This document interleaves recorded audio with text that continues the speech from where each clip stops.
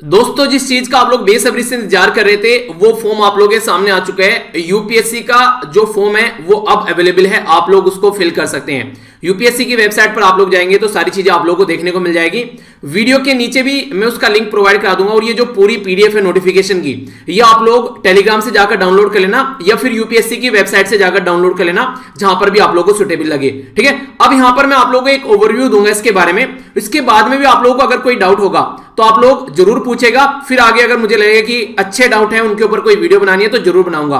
तो टोटल मिलाकर सबसे पहले जो आप लोगों के माइंड में एक चीज आती है कि यार सबसे पहले वैकेंसी बताओ कितनी है। ठीक है, तो लगभग 712 के करीब वैकेंसी है। इसमें 22 वैकेंसी वो है जो person with benchmark disability category वाली है, तो टोटल 712 वैकेंसी है। ठीक है, तो ये तो हो गई वैकेंसी की बात। अगर इसके बारे में एक मोटी मोटी आप लोगों से बात की जाए कि क्या क्या चीज आप लोगों को यहां पर देखने को मिलने वाली है, तो उसके बारे में हम लोग बात कर लेते हैं। एक इंटरेस्टिंग बात मैं आप लोगों को बता दूं यूपीएससी के बारे में, यहां पर फर्स्ट कम फर्स्ट सर्व वाली बात होती है। यानी कि जब आप लोग फॉर्म भरने बैठेंगे तो जो सबसे पहले सेंटर फिल करेगा उसी को सेंटर सबसे पहले मिलेगा। जो एप्लीकेशन की जो लास्ट डेट है वो है आप लोगों के सामने 24 मार्च, यानी कि 24 मार्च लास्ट डेट है, ये याद रखना। तो जितनी जल्दी एक हफ्ते के अंदर अंदर हो सके इसको भर लेना, वरना आप लोग जो सेंटर चाहते हैं कि इस सेंटर पर मुझे एग्जाम देना है वो सेंटर आप लोगों को नहीं मिलेगा। एक बात। दूसरी इंपॉर्टेंट बात, फॉर्म जैसे आप लोग भरेंगे तो इसका मतलब ये नहीं होता है कि आप लोगों का अटेम्प्ट काउंट होगा। अटेम्प्ट आप लोगों का तब तक काउंट नहीं होगा जब तक आप लोग एग्जामिनेशन हॉल में जाकर बैठकर आप लोग अपना रोल नंबर सीट पर फिल नहीं करेंगे, तो तब तक आप लोग अटेम्प्ट काउंट नहीं होगा। एग्जामिनेशन हॉल में जाकर अगर भाग जाओगे ना निकल के, तो भी अटेम्प्ट काउंट नहीं होगा। तो इसलिए जो भी बच्चे ये बात पूछते हैं तो डाउट बिल्कुल मत रखना। तीसरी बात जो सबसे ज्यादा पूछी जाती है, मैं नॉर्मली देखता हूं कि सर फॉर्म में गड़बड़ हो गई, क्या दूसरा फॉर्म भर सकते हैं? दूसरा नहीं, तीसरा, चौथा, पांचवा, छठा, जितने फॉर्म चाहो आप लोग भर सकते हो। जो लास्ट वाला फॉर्म होगा, यानी कि जो सबसे बड़ा रजिस्ट्रेशन नंबर होगा, वही आप लोगों का काउंट होगा। ठीक है, और ये सारी बातें होने के बाद भी अगर आप लोगों को लगता है आप लोगों के माइंड में कोई डाउट है, तो उसके लिए यूपीएससी की ये हेल्पलाइन नंबर है 01123385271। इसी के साथ में 01123381125, 01123098543। ये यहां पर आप लोग कॉल कर सकते हैं। तो यहां पर आप लोगों को जो टाइम देखने को मिलेगा, तो यहां पर जो वर्किंग डेज है उसमें आप लोग कॉल कीजिएगा, तो 10 बजे से लेकर 5 बजे तक का आप लोग यहां पर कॉल कर सकते हैं। ठीक है, तो ये नंबर भी आप लोगों को मैं वीडियो के नीचे प्रोवाइड करा दूंगा। तो ये अगर कोई डाउट रहता है तो आप लोग यहां पर कॉल कर सकते हैं, पर लेकिन काफी परेशान हो जाओगे क्योंकि जल्दी से फोन उठता नहीं है। क्योंकि कई बार मैंने भी यहां पर ट्राई किया था स्टार्टिंग में, जब पहले फॉर्म भरा करता था, तो तब की बात मैंने भी देखी है। तो इसलिए जो भी डाउट हो तो आप लोग कोशिश कीजिएगा वीडियो के नीचे बता दीजिएगा। मैं जैसे दूसरी वीडियो आती है, जैसे न्यूज़पेपर का डिस्कशन आता है या फिर नैनो मैगजीन आती है पीएबी वाली, तो उनके अंदर भी कुछ डाउट तो उनके अंदर भी कवर कर लूंगा मैं। ठीक है, वीडियो के एंड में। तो आप लोगों के जो भी डाउट होंगे उनको जरूर बताइएगा। ओके, तो यहां पर ये फॉर्म आप लोगों के जो सामने आए, तो इसके बारे में थोड़ा सा एक ओवरव्यू अब ले लेते हैं। सबसे पहले तो यहां पर आप लोग देखिए कि आप लोग को अप्लाई कहां करना है। तो यूपीएससी जो यहां पर जो वेबसाइट है यूपीएससी की online.nic.in, यहां पर जाकर आप लोगों को अप्लाई करना है।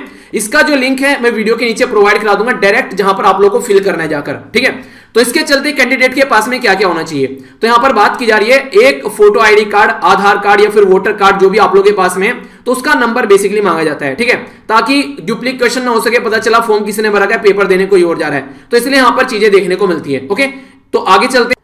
ये बड़ी ही प्यारी चीज मुझे लगती है। अगर आप लोग देखें नॉर्मली क्या करते हैं, ये एक रिसोर्स सेव करने वाली बात है। कई बार एप्लीकेशन फॉर्म आप लोग भर देते हैं, एप्लीकेशन फॉर्म भर दिया, उसके बाद में आप लोग को लगा यार उतनी प्रिपरेशन नहीं है, पेपर अब की बार नहीं देते हैं, ड्रॉप कर देते हैं। आप लोग पेपर देने नहीं गए, पर यूपीएससी ने आपका पेपर प्रिंट कर दिया, वो सेंटर पर पहुंचा होगा, अब वहां पर कोई बच्चा नहीं पहुंचा तो पेपर बेकार हो जाता है। तो यहां पर यूपीएससी एक फैसिलिटी देती है, अगर आप लोगों को लगता है कि आप लोग फॉर्म फिल भरने के बाद में पेपर देने नहीं जाओगे, तो आप लोग फैसिलिटी है कि आप लोग विड्रॉ कर सकते हैं अपना एप्लीकेशन। ठीक है, तो ये अच्छी चीज है। तो कोशिश कीजिएगा, अगर लगता है कि पेपर नहीं देना है लास्ट एंड पर अगर आप लोगों को, तो वो चीज ध्यान रखिएगा थोड़ा सा, तो उसको सोच लीजिएगा अच्छे से। कहने का मतलब ये है 24 मार्च को आप लोग फॉर्म भर सकते हैं लास्ट 6 बजे तक, यानी कि शाम को 6 बजे तक ये चीजें आप लोगों के लिए अवेलेबल रहेगी।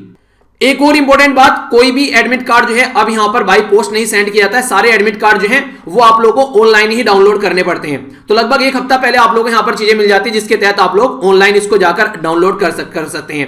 पेनल्टी रहती है ऑब्जेक्टिव टाइप क्वेश्चन, जैसे आप लोग फॉर्म फिल करते हैं तो यहां पर उसके बाद में पेपर देने जाएंगे जो प्रीलिम्स का, तो उसके अंदर पेनल्टी रहेगी। यानी कि एक तरीके से आप लोग बोल सकते हैं कि आप लोगों को सही क्वेश्चन अटेम्प्ट करने, अगर गलत क्वेश्चन हो गया तो नेगेटिव मार्किंग आप लोगों को यहां पर देखने को मिलती है। ठीक है, तो ये ध्यान रखिएगा।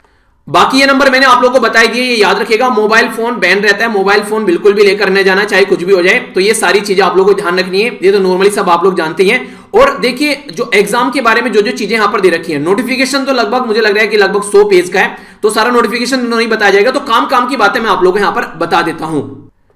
इंपॉर्टेंट बात, डेट वही है जो आप लोगों को पहले दी गई थी, 27 जून को ही आप लोगों का पेपर होने वाला है, ठीक है। तो कोई भी ऐसी चीज नहीं है जो आप लोगों को लगेगी यहां पर इसके अंदर डेट चेंज कर दी गई है, तो पेपर उसी डेट में यहां पर होने वाला है, ठीक है। तो ये एक इंपॉर्टेंट है जो बात याद रखिएगा।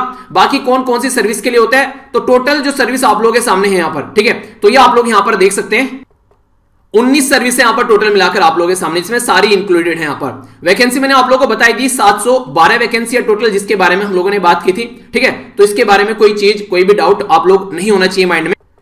प्रीलिम्स एग्जाम के लिए सेंटर कौन से हैं, तो आप लोगों के पास में जो भी सेंटर होगा सारे आप लोग यहां पर देखने को मिल जाएंगे, ये सेंटर आप लोग फिल कर सकते हैं, ठीक है। तो यहां पर याद रखिएगा, तो पहली बार आप लोगों को सेंटर चेंज करने का मौका मिल गया था कोविड-19 के चलते, तो हो सकता है अब की बार कोई ऐसी कंडीशन देखने को नहीं मिले, ठीक है। तो सेंटर जो आप लोगों को मिला है उसी सेंटर पर आप लोगों को जाना है। मेंस के लिए भी सेंटर आप लोग यहां पर देखते हैं, जो कुछ लिमिटेड सेंटर होते हैं, और ये डिटेल में यहां पर लिख भी देते हैं कि फर्स्ट अप्लाई फर्स्ट अलॉट, यानी कि जो पहले अप्लाई कर देगा उसको सेंटर मिल जाएगा। तो हो सकता है कि आप लोगों की चॉइस का सेंटर आप लोगों को नहीं मिले, तो ये ऑलरेडी लिख देते हैं इसके बारे में, तो कोई कंफ्यूजन नहीं होना चाहिए। ऑलरेडी आप लोग उसको ट्राई कीजिएगा कि वही सेंटर भरें, जल्दी से जल्दी फॉर्म भरें जो आप लोगों को चाहिए। आप लोगों के पास में सेंटर चेंज करने का ऑप्शन नहीं रहता है, पर लेकिन यहां पर अगर बात करें तो बेसिकली यूपीएससी अपने पास में रिजर्व रखती है लाइट कि ये सेंटर को अगर लगे इनको कोई ऐसा कंडीशन है तो ये अपने हिसाब से चेंज कर सकते हैं, ठीक है। पर लेकिन आप लोगों के पास में ये ऑप्शन नहीं रहता है। एज के बारे में अगर बात करते हैं, जो फर्स्ट टाइम अप्लाई कर रहे हैं तो 21 एज आप लोगों की होनी चाहिए, 21 ईयर की, ठीक है। और ये 32 साल तक आप लोगों की एज देखने को मिलती है। जो डेट आप लोगों को यहां पर काउंट करनी है वो 1 अगस्त 2021 तक आप लोगों को यहां पर अपनी डेट काउंट करनी है इसके हिसाब से, ठीक है। तो इसके चलते यहां पर जो होना चाहिए, जो कैंडिडेट होना चाहिए वो नोट जो एक तरीके से बोल के है कि बोर्न नोट अर्लियर देन 2 अगस्त 1989 से पहले वो बोर्न नहीं होना चाहिए, ठीक है।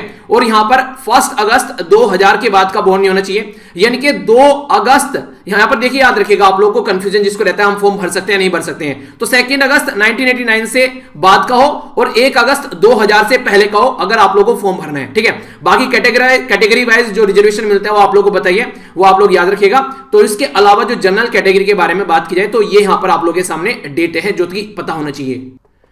एक और जो कई सारे बच्चों के माइंड में डाउट रहता है, एजुकेशन क्वालिफिकेशन, तो किसी भी रिकॉग्नाइज्ड यूनिवर्सिटी से आप लोगों के पास में ग्रेजुएशन होनी चाहिए। अब आप लोग पूछेंगे सर एपीआर हो रहे हैं हम लोग अब की बार, क्या हम लोग ये इसको फॉर्म को फिल कर सकते हैं? प्रीलिम्स का पेपर आप लोग दे सकते हैं अगर आप लोग एपियरिंग जोन में हैं, पर लेकिन मेंस के पेपर के बाद में आप लोगों के पास में बेसिकली यहां पर जो मेंस के पास में आप लोगों के पास में आप लोग का जो फाइनल सर्टिफिकेट होना चाहिए, ठीक है। तो ये याद रखिएगा, ओके। तो एपियरिंग स्टेज में आप लोग फॉर्म भर सकते हैं, तो उसके लिए कोई टेंशन नहीं लेनी है, पर लेकिन आप लोगों के पास में फिर लास्ट तक चीजें हो जानी चाहिए, तो ये याद रखिएगा। तो नंबर ऑफ अटेम्प्ट के बारे में अगर यहां पर बात की जाती है, जिसको लेकर यहां पर आप लोग कई बार देखा भी होगा कि कई सारे जो बातें चलती रहती है कि नंबर ऑफ अटेम्प्ट क्या है, तो यहां पर 6 अटेम्प्ट देखने को मिलते हैं जो जनरल कैटेगरी में आते हैं। बाकी एससी एसटी के लिए अनलिमिटेड अटेम्प्ट है, जब तक मन करे तब तक दो। ओबीसी के लिए 9 अटेम्प्ट है, और जो यहां पर पर्सन विद डिसेबिलिटी है तो उनके लिए 9 अटेम्प्ट आप लोग यहां पर देखने को मिलेंगे। फीस कितनी होती है फॉर्म भरने के लिए? 100 रुपए लगेगी नॉर्मली। बाकी जो एससी एसटी फीमेल पर्सन, इसी के साथ में डिसेबल पर्सन जो है उनको कोई भी फी नहीं देनी है, ठीक है। तो लड़कियों के लिए बिल्कुल फ्री होता है ये फॉर्म। बाकी जो डिसेबल कैंडिडेट एससी एसटी के लिए ये फॉर्म बिल्कुल फ्री होता है। तो जो जनरल कैटेगरी के जो नॉर्मल ओबीसी जो कैटेगरी में आप लोग फॉर्म भर रहे हैं तो उनको ये फी पे करनी पड़ती है। फी जो है आप लोग ऑनलाइन पे कर सकते हैं। यहाँ पर जो इंटरनेट बैंकिंग वगैरह, visa card, master card, even रुपया कार्ड भी अगर आप लोगों के पास में तो वो भी आप लोग यूज कर सकते हैं, ठीक है। तो ये याद रखिएगा। और एप्लीकेशन जो अगर चाहते हैं आप लोग तो पे बाय कैश मोड में भी यहां पर आप लोगों के पास में ऑप्शन होता है। सेकंड रजिस्ट्रेशन आप लोग कंप्लीट करने के बाद में बैंक में भी जाकर आप लोग इसको पे कर सकते हैं एसबीआई की ब्रांच के अंदर, ठीक है। तो ये याद रखिएगा। बाकी ऑनलाइन पे करना ज्यादा प्रेफर करना अगर पॉसिबल हो सके तो, वरना तो ऑप्शन है ऑफलाइन का भी। जो बात मैंने आप लोगों को बताई थी कि एप्लीकेशन अगर आप लोग कितने भी सबमिट कर लें, ठीक है, बोला जा रहा है कि जो हायर आईडी होगी, यहां पर आप लोग देखिए विद हायर आईडी लिखा हुआ इनके द्वारा, दो बेसिकली एंटरटेन किया जाएगा कमीशन के द्वारा, ठीक है। तो फेस जो फी पेड की जाएगी वो इनके एडजस्ट नहीं होगी। हर फॉर्म में जो आप लोग भर रहे हैं उसमें गलत करें तो नेक्स्ट के लिए नेक्स्ट फी आप लोगों को पे करनी पड़ेगी, ठीक है। तो हायर आईडी वाला जो फॉर्म होगा वही काउंट किया जाएगा, तो टेंशन मत लीजिएगा। तो जो भी डिटेल होगी उसमें कोई गड़बड़ होती है तो दूसरा फॉर्म भर दीजिएगा, पर कोशिश करना एक बार ढंग से चीजों को चेक करके तो फॉर्म भर लेना अपना। एक और इंपॉर्टेंट बात जो मैंने बोला है, विड्रॉल ऑफ एप्लीकेशन फॉर्म। अगर लगता है एप्लीकेशन फॉर्म भर दिया है तो online application can be withdrawal 31 मार्च 2021 से 6 अप्रैल तक यहां पर विड्रॉल्स को किया जा सकता है, क्योंकि उसके बाद में फिर ये प्रोसीजर स्टार्ट कर देते हैं। तो ये यहां पर याद रखिएगा। तो जो जॉइंट सेक्रेटरी है यहां पर राजकुमार, उनके द्वारा यहां पर ये बात बोली गई कि आप लोग जो यूपीएससी के रिसोर्सेज जो होते हैं वेस्ट होती हैं उसको वेस्ट होने से रोक सकते हैं। आप लोगों को पता है प्रीलिम्स के पेपर में 33 क्वालिफिकेशन परसेंट आप लोगों को यहां पर मार्क्स होना चाहिए। जो सेकंड पेपर आप लोग जिसकी बात करते हैं उसके बाद में आप लोगों का जो फर्स्ट पेपर है वो चेक होता है, ठीक है। तो क्वालिफिकेशन मार्क्स के बारे में बात की जाए तो ये आप लोगों के माइंड में डाउट नहीं होना चाहिए। तो सेकंड पेपर जो होता है उसके बाद में आप लोगों का पहला पेपर जो होता है वो चेक होता है। बाकी बताया गया कौन सा पेपर कैसे होता है तो वो तो आप लोगों को सारी पता ही है, तो उसके बारे में कोई डाउट नहीं होना चाहिए। नेगेटिव मार्किंग भी लिखी हुई है कि 1/3 नेगेटिव मार्किंग होती है, तो अगर क्वेश्चन गलत हो गया तो 1/3 मार्क्स आप लोगों के डिडक्ट हो जाएंगे। अगर कोई ब्लैंक छोड़ दिया आप लोगों ने तो कोई मार्क डिडक्ट नहीं होगा, पर लेकिन अटेम्प्ट करा और गलत हो गया तो पेनल्टी लगेगी, ठीक है। बाकी मेंस का पेपर यहां पर बता रखा है, इनके ऊपर मैंने वीडियो अलग से बना रखी है, चैनल के ऊपर जाकर चेक कर लेना कितने कितने नंबर का कौन कौन सा पेपर होता है। तो पेपर बी, पेपर सी 250 ये फिर 200 टोटल मिलाकर इस तरीके से सारे जो टोटल आप लोग मार्क्स मिलाएंगे रिटर्न के अगर, ठीक है। तो रिटर्न टेस्ट आप लोगों को ये 1750 का देखने को मिलता है, 275 का इंटरव्यू होता है, टोटल मार्क्स होते हैं 2025, जिसमें से टोटल आप लोगों का कट ऑफ निकाला जाता है जो फाइनल मेरिट लिस्ट में नाम आता है। तो ये थी मोटी मोटी बातें, एक बार आप लोगों को बता देता हूं फॉर्म कहां जाकर फिल करना है। बेसिकली ये लिंक है जो मैं आप लोगों को प्रोवाइड करा दूंगा, तो यहां पर आप लोग देख सकते हैं वीडियो के नीचे प्रोवाइड करा दूंगा, इस पे फॉर्म भर सकते हैं। पहले रजिस्ट्रेशन 1 करना है, रजिस्ट्रेशन 2 करना है, सारी इंफॉर्मेशन आप लोगों को फिल करनी है। उसके बाद में आप लोग अपना सबमिट कीजिएगा और उसकी प्रिंट कॉपी निकाल कर रख लीजिएगा। फिर भी कोई डाउट होगा तो बताना जरूर, मैं आप लोगों के लिए उसके ऊपर जरूर वीडियो बनाऊंगा, ठीक है। तो इसके वीडियो के अंदर इतनी ही चीजें रखते हैं, बाकी कमेंट बॉक्स में जरूर बताना जहां पर भी डाउट होगा। तो बड़ों का नमस्ते, छोटों को प्यार, छोटी सी लाइफ एंजॉय करें यार। मिलता हूं नेक्स्ट लेक्चर में, तब तक के लिए जय हिंद और all the best to all of you.